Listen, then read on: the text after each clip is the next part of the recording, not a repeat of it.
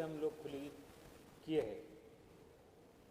प्रदर्शनी में स्पर्धा के रूप में जो पेंटिंग चुने गए थे वो 149 है और अदर जो वर्क है इसके साथ में सम्मानित डिस्प्ले है। ऐसे करीबन 20 कलाकारों की कलाकृतियाँ भी इसके साथ में हमने डिस्प्ले की है। ये देश के हमारे जाने माने कलाकार हैं। सर, आपने जो लेकर आए हैं कई सारे कलाकार, कितना मुश्किल रहा आप लोगों के लिए सभी कलाकारों को एक साथ लाना? मैं ललित कला एकेडमी में 3.5 साल पहले जुड़ा था, लेकिन उसके 6 महीना पहले ये कलाकृति इस प्रदर्शनी की जब घोषणा हुई थी, ये स्पर्धा की जब घोषणा हुई थी, जिसमें 2 लाख के हम लोग 5 अवार्ड देते हैं और 10 प्रमोशन अवार्ड्स देते हैं। ये आज़ादी का अमृत महोत्सव चल रहा है और अदर कला के साथ में, संस्कृति के साथ में, ये एक बहुत बड़ी कला की संस्कृति है जिसके द्वारा हम दुनिया को जोड़ते हैं। आपका सवाल ये था कि कितना टाइम लगा है। करीबन ये 4 साल पहले कलाकृति इस देश में आई थी और इसका हमने समीक्षण अभी बाकी है। 9 तारीख को इसका समीक्षण होगा। संभावित जो अवार्ड विनर्स है कमेटी के, चुनाव कमेटी के चयन कमेटी के सदस्य चुनेंगे और उनकी नाम की घोषणा हम करेंगे। जल्दी ये नाम आपको भी हम देंगे। ये जो अवार्ड देंगे वो 11 तारीख को 11 बजे महाराष्ट्र राज्य के राज्यपाल के हाथों द्वारा दिया जाएगा और तभी पता चलेगा कि कौन सम्मानित अवार्ड विनर्स है।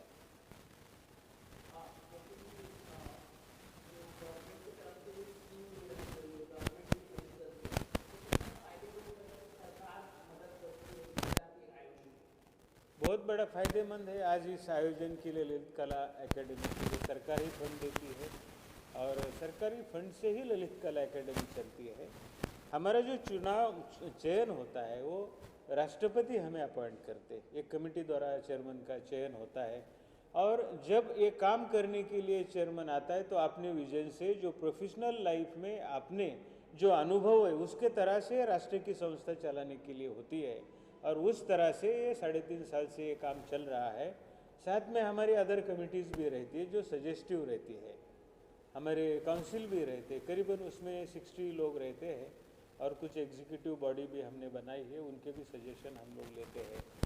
आपको जानकर खुशी होगी कि इतना बड़ा 139 कलाकार चुनने के लिए, इसके लिए मोर देन 500-600 कलाकृतियाँ स्पर्धा में आई थी देश दुनिया से और उनसे ये प्रथम चुनाव हो गया है। जी, क्या मकसद ये ग्रामीण गैलरी में रखना, ज़्यादा से ज़्यादा क्या है आपका? मेरा अपना बहुत ही पसंदीदा सेंटर है। मैं जब बॉम्बे आर्ट सोसाइटी का चेयरमैन हुआ करता था, इसी जगह मेरा कार्यालय यहाँ हुआ करता था, बॉम्बे आर्ट सोसाइटी का एक छोटा सा ऑफिस। और करीबन इस हॉल में मैं 23 साल तक आते जाते रहा, क्योंकि मैं 23 साल बॉम्बे आर्ट सोसाइटी से जुड़ा रहा। देश और दुनिया के बड़े कलाकार मैंने यहाँ प्रमोशन पाते हुए देखे हैं। अपना नाम उन्होंने इस हॉल से कमाया है, अपनी व्यावसायिकता इस हॉल में उन्होंने डेवलप की है। और जब यहाँ चयन हुआ तो मित्रों ऐसा था कि हमारा नेशनल लखनऊ में हम करने वाले थे और प्रिंट बैनल हम दिल्ली में करने वाले थे। कुछ कारण ऐसा बना कि हमको नेशनल दिल्ली में करना उचित लगा और फिर दोनों भी एक जगह करने के बजाय चेयरमैन के नाते मैंने ये कार्यक्रम मुंबई में लाया। इतनी खूबसूरत गैलरी आज इस देश में आपको दूसरी देखने के लिए नहीं मिलेगी। सर, आर्ट को बढ़ावा किस तरह से दिया जाए? आर्ट को इतनी अच्छी पेंटिंग है लेकिन इनको बढ़ावा मिलना चाहिए। देखिए, ऐसा है कि सरकार ने ऑक्शन हाउसेस स्थापन करने चाहिए। ललित कला एकेडमी जल्दी ये काम शुरू करने जा रही है। सरकार ने कल्चरल मैपिंग करनी चाहिए। बहुत देश में कलाकार है लेकिन उनका कल्चरल मैपिंग करने का सरकार ने अभी एजेंडा स्वीकार किया है, तो देश के बहुत सारे कलाकारों को न्याय मिलेगा। आज जब किसान को एक आधार कार्ड मिलता है तो किसान को फायदा हो सकता है। अगर किसान को फायदा हो रहा है, कलाकार को अगर कला आधार मिलेगा तो उसके जरिए बहुत सारे बैंक लोन है, बहुत देश विदेश में जाने के लिए उनको ट्रैवल फंड है, कई योजनाएं सरकार ला सकती है और उसका कलाकार को बहुत बड़ा सहभाग हो सकता है। और इसी के लिए कला मैपिंग एक बहुत बड़ा जरूरी ऐसा विषय है। हमारे पड़ोसी देश है जिन्होंने अपने कलाकारों का, जैसे कोरिया है, उत्तर कोरिया है, जापान है, चाइना है, इन्हीं सभी लोगों ने अपना कल्चरल मैपिंग कार्यक्रम पूरा किया है। ललित कला एकेडमी और भारत सरकार भी कल्चरल मैपिंग का कार्यक्रम करने के लिए हमारी कई मीटिंगें हुई है और हम इसके लिए कार्यक्रम शुरू करने जा रहे हैं। कोविड में कितना असर हुआ है? कोविड में बहुत असर हुआ है। आदमी घर के अंदर अपने दरवाजे के अंदर जब किसी को लाके नहीं दे सकता या कोई बिकी हुई कलाकृति देश में भेजने के लिए कोई साधन नहीं है, तो आप जानते हैं कि जो आदमी खेती नहीं कर सकता, बिजनेस नहीं कर सकता, कला के सिवा उसका कोई साधन नहीं है, अपने रममानिता में उसने अपना जीवन बिताया है, कला में अपने स्टूडियो में जीवन बिताया है, और कभी कभी कला माध्यम ही उसका अवेलेबल नहीं, रंग अवेलेबल नहीं, कैनवास अवेलेबल नहीं, तो कलाकार ने क्या करना चाहिए।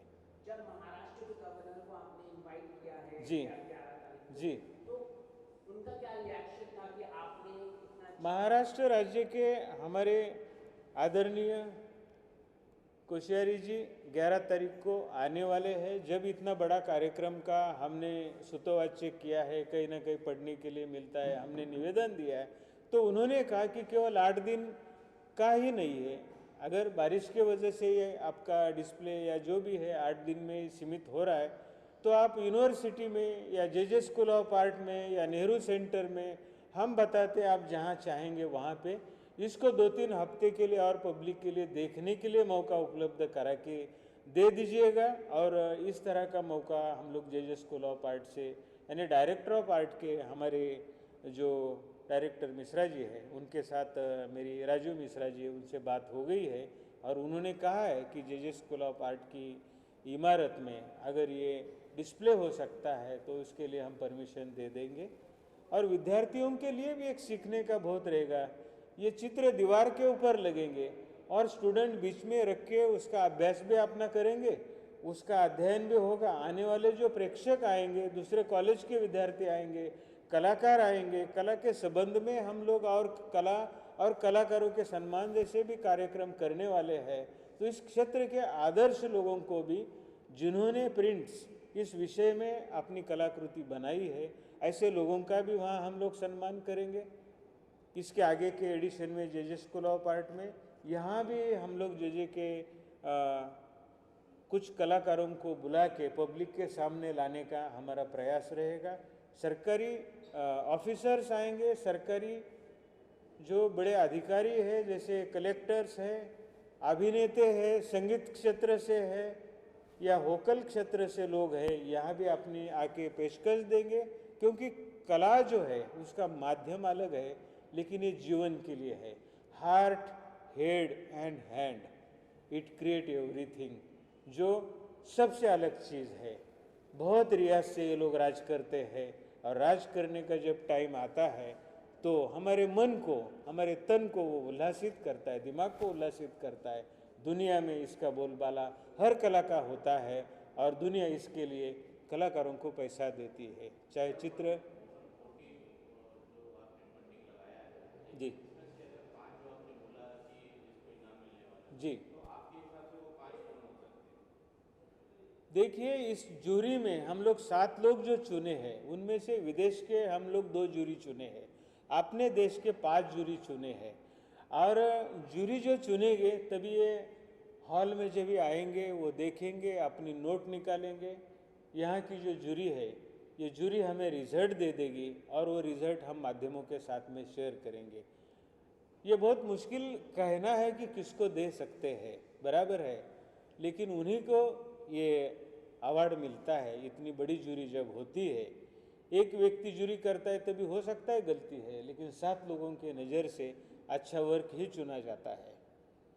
आखिरी सवाल, लोगों से क्या निवेदन करना चाहिए, लोगों को क्या मैसेज देना चाहिए, और सरकार से आप क्या चाहते हैं कि वो जल्द से जल्द लागू हो कि आर्टिस्ट को जी। फायदा हो? पहले तो सरकार इसे देखे, कला का विजन क्या होता है, कला का आनंद है सरकार के अधिकारी मंत्रीगण ये ले ले, जो कला को परचेस करते हैं, ऐसा जो धनिक वर्ग है इसको विजिट करें, अपने संग्रह के लिए ये इनमें से कुछ कलाकृतियाँ ले सकते हैं। समाज में अगर समाज कलाकारों के पीछे खड़ा नहीं रहा, पहले जैसे होते ना राजा महाराजाओं का आदेश आश्रय होता था कलाकारों को, और इसी के जरिए मतलब वो कलाकार जाने जाते थे, चाहे वो सिंगर होते थे, चाहे वो चित्रकार होते थे। आप जानते थे कि अंग्रेजी ज़माने में एक डेविड ब्रदर आते थे। छत्रपति शिवाजी महाराज की प्रथम जो चित्र बनाए वो डेविड ब्रदर द्वारा बनाए हैं, हम जानते हैं। और बहुत सारी कलाकृतियाँ जो है समाज में उन्हीं के जरिए प्रथम आई है। सरकार इसे अपने तरह से पब्लिक के साथ में शेयर भी कर सकते हैं। सरकार इसके लिए अलग कार्यक्रम करके और जगह भी ले जाने के लिए कोशिश कर रही है। केवल ये मुंबई में होगा ऐसा नहीं है।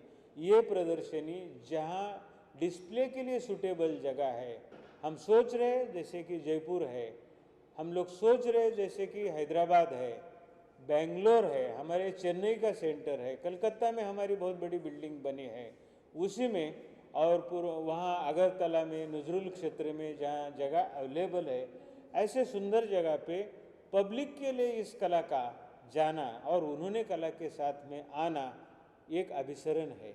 और ये ललित कला एकेडमी का काम है। ललित कला एकेडमी ये काम करती है, करती रहेगी। आप भी उसके साथ में खड़े रहिए, तो ये कलाकृति या समाज के हर माध्यम के साथ में अपना चेहरा छपवाएगी, उनका विजन उनको यहाँ देखने के लिए यहाँ लेके आएगी। आपके द्वारा पब्लिक यहाँ आए, विशेषतः कला संस्था के विद्यार्थी, उनको सभी को मैं आर्ट कॉलेज के प्रिंसिपल्स और विद्यार्थियों को उनके जरिए मैं आह्वान करता हूँ कि सभी कलाकार इस एक आदर्श ऐसा मौका हाथ से मत गवाए। इसका प्रदर्शनी का आप लोग अवलोकन करिए और अपने जीवन में इसका रस ग्रहण करिए। धन्यवाद। तो एचिंग में है, फीलिंग देखिए, एक लड़की का एक सोच है, सपना है, वो एक्सप्रेस करती है एचिंग द्वारा। एचिंग क्या होता है? एचिंग आर्टिस्ट, ये एचिंग में है, उसमें जो प्रोसेस करते हैं तो उसमें आपको एक 3D इफेक्ट भी आएगा। एक फोटोग्राफी बेसिक में ले लेते हैं, उसके आधार के ऊपर वो एक्सप्रेशन दे देते हैं और एक उनका आर्ट फॉर्म बनता है। यहाँ देखिए एक ऐतिहासिक है, यहाँ रावण के वो 10, लेकिन ये उसके पहले का एक्सप्रेशन है। देखिए ये लिथोग्राफ के प्रिंट्स हैं, 3 प्रिंट मिलके उन्होंने ये काम किया है और हर प्रिंट के नीचे वो आर्टिस्ट का अपना नाम होता है। इनका ये ड्राई पॉइंट से किया हुआ एचिंग ही है और इनकी अपनी जो शैली है उसमें से वो एक्सप्रेस करते हैं। कहीं लगेगा एनिमल का पार्ट है, कहीं लगेगा आपको सररियलिस्टिक फॉर्म है, और इसी तरह से इनका एक फ्रीडम ऑफ जो वर्क होता है, ये कलाकार की स्टाइल है। अगले वाला की कलाकृति है और मेरे साथ में हमारे त्रिपाठी जी है, मेरे साथ में मेरे PS मेनन जी है, और जो ललित कला संस्था का जो यूनिक कारोबार चलता है, इसका रख रखाव चलता है, ये दोनों भी इसके जानकार हैं। आप केरल से हैं, आप भुवनेश्वर से हैं, और इस चित्र में अगर आप देखेंगे तो यहाँ ट्रेडिशनल फिगर्स है, अपनी काल्पनिक फिगर्स है, अपना मन का विज्ञान है। गढ़ी स्टूडियो के ये ग्राफिक आर्टिस्ट है और इनका एक ग्राफिक प्रिंट है, इनकी अपनी एक स्टाइल है। 3D वर्क द्वारा इस तरह से वो एक्सप्रेस करते हैं और बहुत कुछ मतलब एक नया तंत्र माना जाता है इनका। और इसके आगे वाले जो आर्टिस्ट यहाँ वो एक्सप्रेस करते हैं, ये इनका सभी प्रिंट के नीचे आपको लिनोकट का माध्यम से इनके एक्सप्रेशन है।